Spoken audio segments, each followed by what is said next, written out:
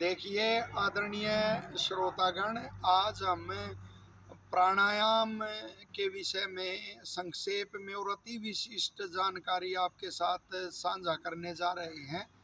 आयुर्वेद में वर्णन आता है कि नाभि में स्थित जो प्राण है वह हृदय कमल को छूता हुआ नासिका के द्वारा बाहर आकाश के अमृत यानी ऑक्सीजन को पीने के लिए आता है और उसे पीकर वापस फिर शरीर की पुष्टि के लिए, धातुओं की शुद्धि पुष्टि के लिए वापस शरीर में चला जाता है। तो कितनी सुंदर प्रक्रिया है ईश्वर की, कैसी रचना और विशेष नियम आदि हैं, और बहुत ही बढ़िया इसका वो महत्व इस प्रकार से आयुर्वेद में स्पष्ट किया गया। और साथ ही वर्णन वहाँ आता है कि जो निश्वास और उच्छ्वास हैं वो जो वो इस बात का द्योतक हैं कि इस प्रक्रिया के द्वारा निरंतर रक्त की शुद्धि हो रही है।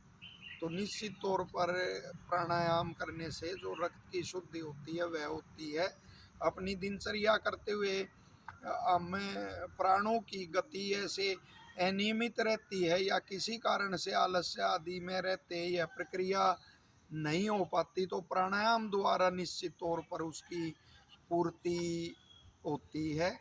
तो इसमें विशेष ध्यान रखना चाहिए और नियम पूर्वक ही यह करना चाहिए। आजकल एक बड़ा प्रचलन हमने देखा है कि सड़क के किनारे कई भाई वहीं से वाहन गुजरते हैं, धूल मिट्टी, और वहाँ बैठकर प्राणायाम करते हैं।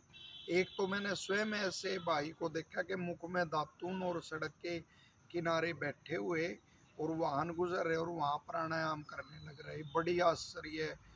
बड़ा आश्चर्य मेरे को हुआ।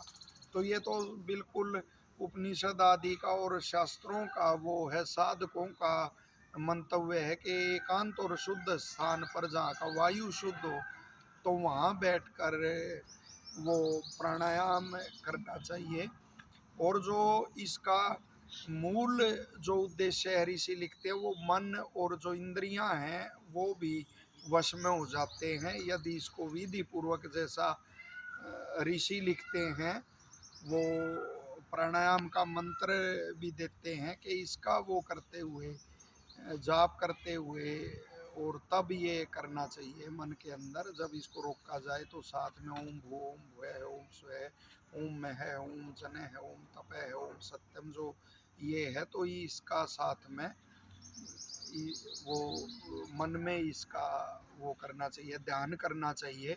तो उससे फिर मन भी रुकता है और जो ये शरीर आदि का और रक्त की शुद्धि आदि का, धातुओं की शुद्धि आदि का वो है उल्लेख, वो तो निश्चित रूप से इससे लाभ ही होता है। और जो इसके साधक हैं जैसे स्वामी ओमानंद जी जैसे साधक रहे प्राणायाम के, गुरुकुल झज्जर के आचार्य, वो ब्रह्मचर्य के साधन पुस्तक में बड़ा इसका सुंदर उल्लेख करते हैं और स्पष्ट करते हैं कि वर्ष भर तो भाई यह प्राणायाम का ही अभ्यास उसको करना चाहिए।